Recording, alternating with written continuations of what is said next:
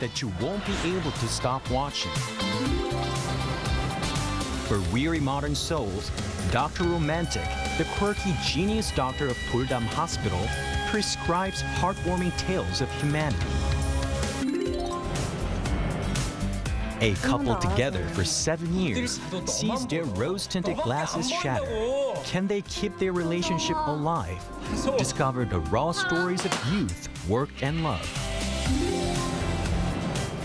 Beyond what social media can show, experience the vibrant Korea through its hidden gems.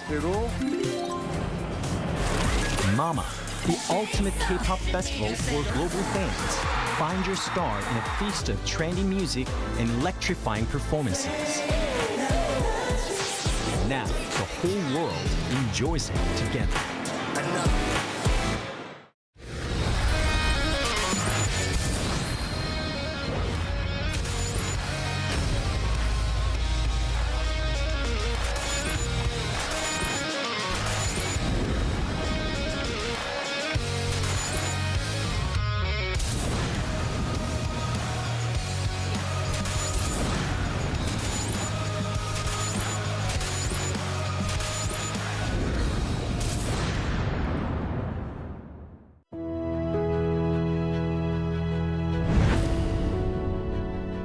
The moment we wear it, our spirits lift. It helps us grow strong, in body and in mind. As we wear it, we learn patience and respect.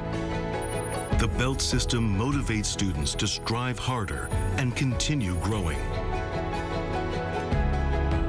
This uniform shapes movement into grace and turns performance into something thrilling. Now, embraced around the world, Taekwondo shares our culture, philosophy, and values with pride and spirit. Though it may seem simple, this uniform holds your passion and your journey. It belongs to Taekwondo. Wear the extraordinary. Be with Taekwondo.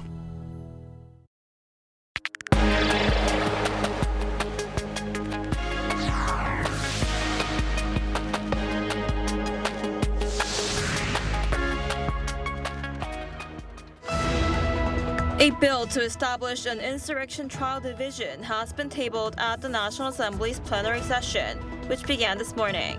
As the ruling Democratic Party moves to pass the bill, the main opposition People Power Party has vowed to launch a filibuster.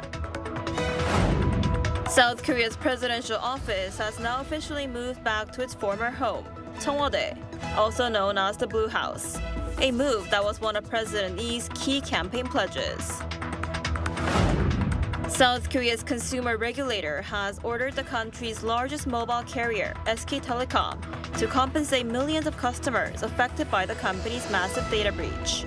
The measure is not legally binding, but if SK Telecom accepts the mediation proposal, total compensation could exceed $1.5 billion. Hello and thanks for joining us on Arirang News. We begin today at South Korea's National Assembly that's experiencing a standoff as the ruling Democratic Party moves to pass a bill establishing a dedicated trial division for insurrection cases. A revised version of the bill was tabled at Monday's plenary session, limiting the special court to appellate trials. It also excludes non-judicial figures from the judge selection process. While the main opposition People Power Party has launched a filibuster, arguing the bill amounts to judicial overreach and should be scrapped, the DP's majority makes passage likely. The ruling party is also set to advance amendments to the Act on Promotion of Information and Communications Network Utilization and Information Protection, raising the prospect of continued filibuster clashes through the year-end session. After weeks of preparations, the presidential office is entering the final phase of its return to Cheong Wa Dae, the Blue House. With the move nearly complete, the presidential press corps has also relocated, and live briefings will begin there today. Our presidential office correspondent Song Yoo-jin walks us through the return and what the revived Cheong Wa Dae will look like. For the first time in years, cameras are getting a rare look inside the Yongsan presidential office, where workers are moving wrapped furniture out of the building. The destination? Cheong Wa Dae, also known as the Blue House. After more than 3.5 years, South Korea's top office is heading back to its former home, just behind Gyeongbokgung Palace in downtown Seoul. The presidential office will now leave the Yongsan era behind and return to the Blue House, the place where the president originally was and belongs. Returning to Cheong Wa Dae was one of President Lee's key campaign pledges. 청와대를 신속하게 좀 보수해서 그대로 다시 들어가는 게 제일 좋겠다. He has argued that the compound is better equipped with established security, protocol, and diplomatic infrastructure, making it more cost-efficient and operationally effective. The previous Yoon Suk-yeol administration relocated the presidential office to the Defense Ministry compound in 2022, saying that Cheong Wa Dae symbolized an overly centralized imperial presidency distant from the public. Since August, Cheong Wa Dae has been closed to visitors, so it could undergo renovation work in preparation for the return. So what will the revived presidential compound look like? The layout itself remains largely unchanged. The main building houses the president's office and reception rooms. Yeomingwan buildings 1 through 3 serve as offices for his aides. There is also the Yeongbingwan State Guest House, the Chunchugan Press Center, and the presidential residence. What will change is how the space is used. President Lee plans to work primarily from Yeomingwan rather than the main building to streamline communication and decision-making. The presidential residence, however, will not be used immediately as additional refurbishment is required. Most of the relocation is expected to be completed around Christmas, with President Lee likely to begin officially commuting to Cheong Wa Dae from his current residence in Hannam-dong toward the end of the year. The Lee administration says that moving back to the Blue House will not mean a return to its old image, which was often criticized as closed and authoritarian. Officials say they plan to expand online live streams of President Lee's official engagements, as well as minimize security restrictions around the area. And while access will be limited, the administration plans to reopen Cheong Wa Dae to visitors next year. 송유진, Arirang News. Meanwhile, South Korean mobile carrier SK Telecom is now facing mounting pressure after regulators ruled it should compensate millions of customers affected by a massive data breach. Our Muniran reports. South Korea's Consumer Protection Agency has issued a ruling over a major SK Telecom data breach that exposed the SIM card information of 23 million subscribers last April, which triggered widespread disruption as users replaced SIMs. The Consumer Dispute Mediation Committee under the Korea Consumer Agency ruled that personal data had been leaked and that consumer harm had occurred, determining that SK Telecom bears responsibility for compensation. The ruling follows a collective mediation request filed in May by 58 affected subscribers. After 3 rounds of deliberations, the committee approved a compensation proposal worth 100,000 Korean won, just under $68 per person. Compensation will not be paid in cash.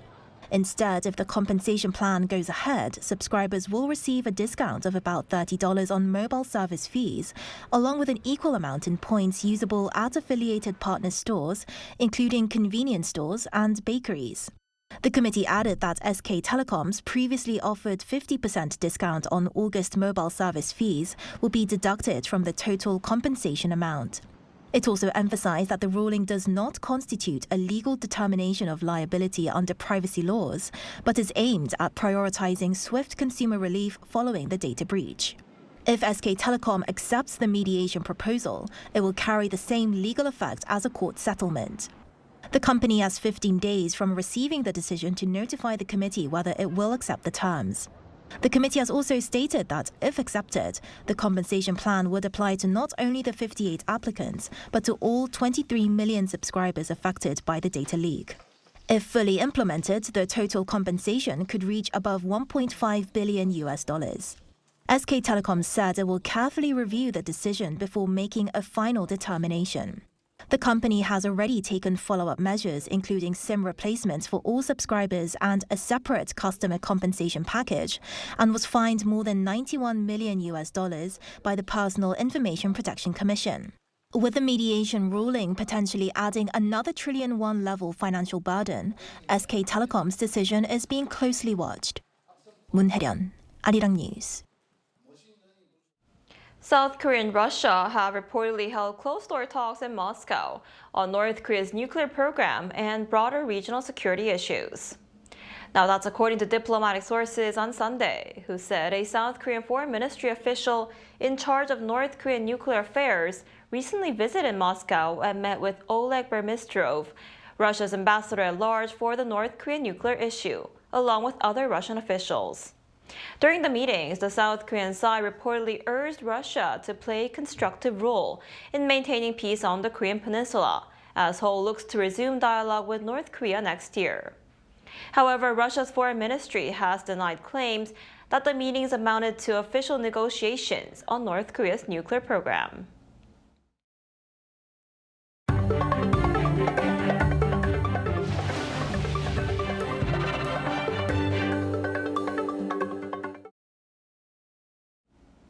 Over in the United States, more than a dozen files which contain documents related to Jeffrey Epstein have disappeared from the U.S. Justice Department public webpage. While the Democrats call for greater transparency, a top Trump administration official defended the decision, saying it was necessary to protect survivors of sexual abuse. Our Lee Seung-jae has the details. At least 16 files have disappeared from the U.S. Justice Department's public webpage containing documents related to Jeffrey Epstein, less than 24 hours after they were posted, with no explanation from the government and no public notice. The missing files were available on Friday but were no longer accessible by Saturday. They included several images, among them paintings depicting nude women and a photograph showing a series of images arranged along a credenza and inside drawers. One of those images showed a photograph of Donald Trump alongside Epstein, Melania Trump, and Epstein's longtime associate Ghislaine Maxwell. The unexplained removal of the files has fueled speculation online over what was taken down and why the public was not notified, intensifying long-standing scrutiny surrounding Epstein and his connections to powerful figures. Democrats on the House Oversight Committee highlighted the missing image featuring Trump in a post on X, calling for greater transparency.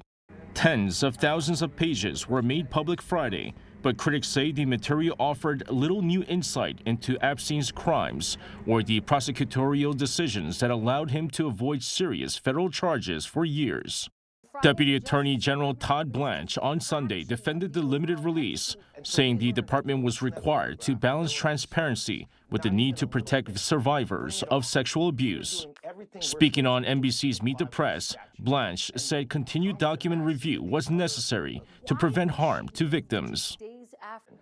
And so we learned after releasing that photograph that there were concerns about those women and the fact that we had put that photo up. So we pulled that photo down. It has nothing to do with President Trump. There are dozens of photos of President Trump already released to the public, seeing him with Mr. Epstein.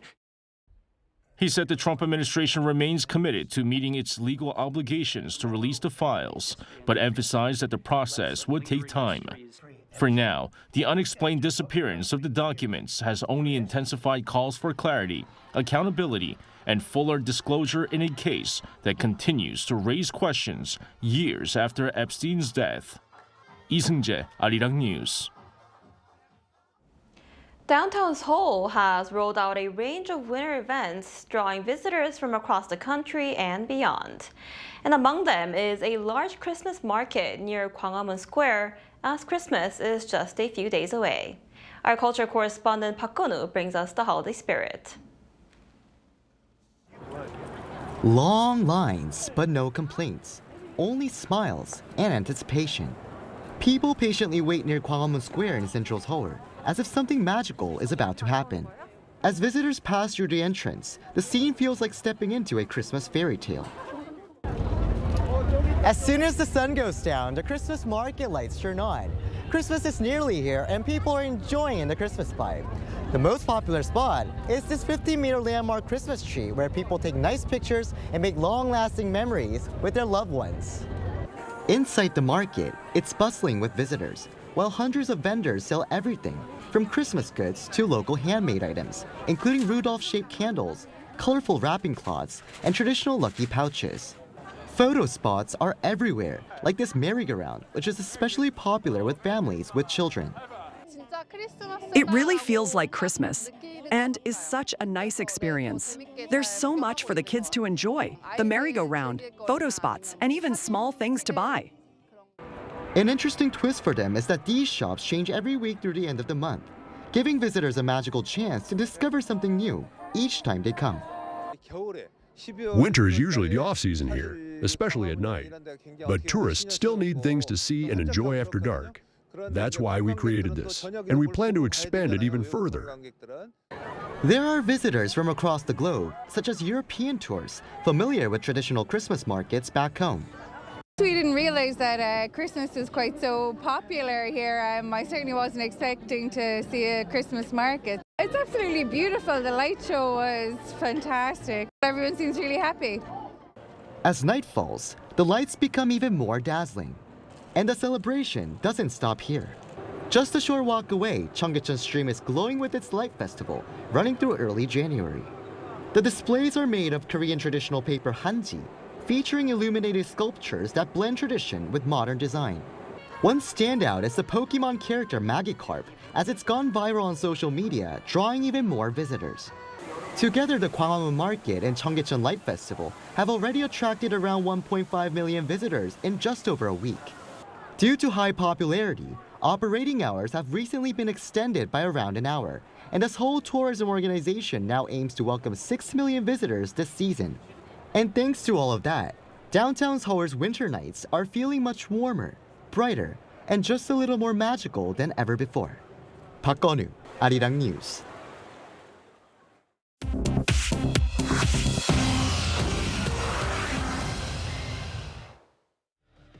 This is The World Now, bringing you everything you need to know from around the globe. The United States says recent talks with Ukraine and European partners on ending the war with Russia were productive and constructive.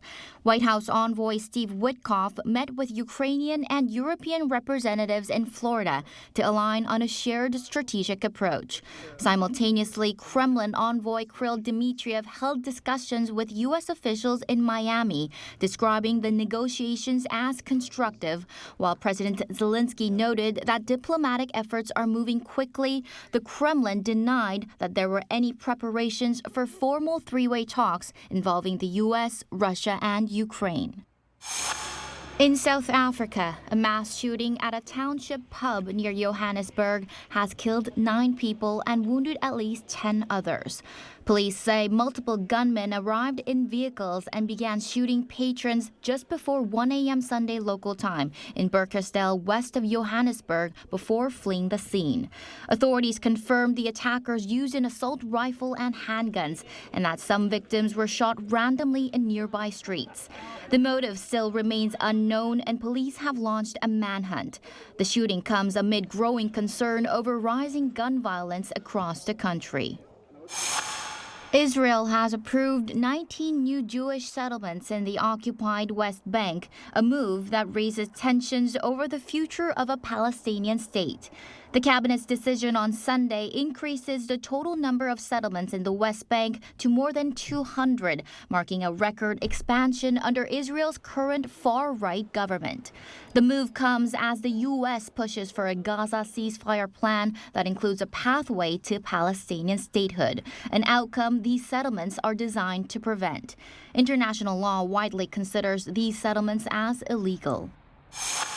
A muddy eruption burst from Black Diamond Pool in Yellowstone National Park, sending debris into the air as cameras captured the rare event.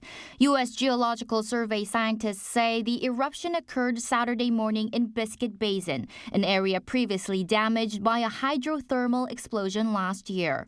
Researchers say new monitoring equipment is now helping track these unpredictable geothermal eruptions. Chu Ji-hyun, Arirang News.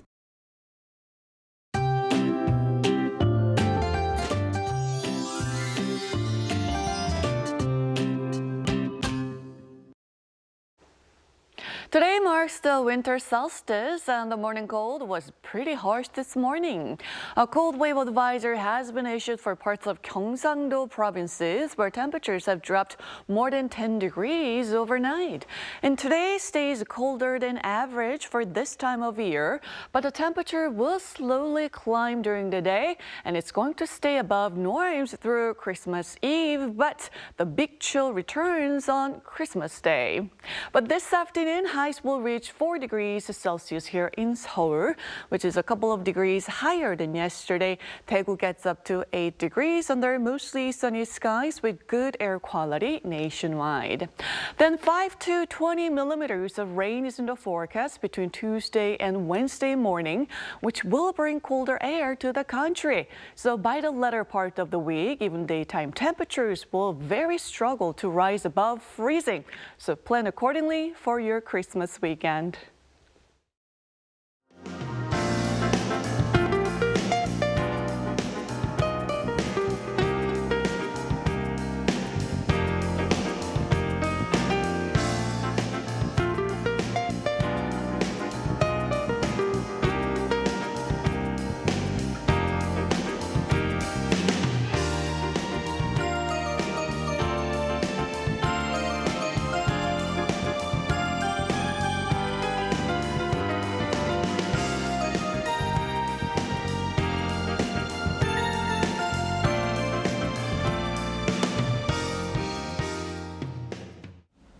That's all we have for today's noon edition of Arirang News. Thank you for watching. We'll be back at 5 p.m. Korea time. Stay tuned.